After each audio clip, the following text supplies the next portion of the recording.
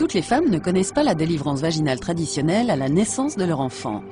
Dans des conditions de détresse fœtale ou maternelle, ou dans le cas d'une présentation par le siège, lorsque le bébé se présente par les pieds au moment de la délivrance, ou bien si le premier bébé de la femme est né par césarienne, une intervention appelée césarienne peut s'avérer nécessaire. Lors d'une césarienne, un médecin va soit pratiquer une incision latérale dans la peau immédiatement au-dessus de la ligne des poils pubiens, soit une incision verticale en dessous de l'ombilic. Au fur et à mesure que l'incision est réalisée, les vaisseaux sanguins sont cautérisés pour ralentir les saignements. Après avoir découpé la peau, la graisse et les muscles de l'abdomen, on ouvre la membrane recouvrant les organes internes, exposant la vessie et l'utérus.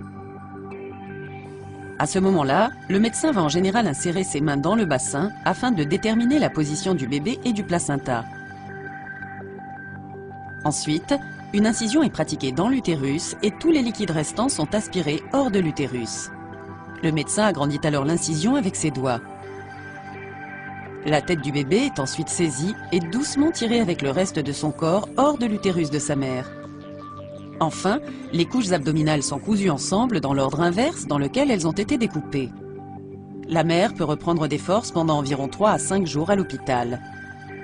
Elle sera encore un peu sensible et interdite d'activité pendant les semaines suivantes. Il existe plusieurs complications potentielles associées à cette intervention dont il faut parler avec un médecin avant la chirurgie.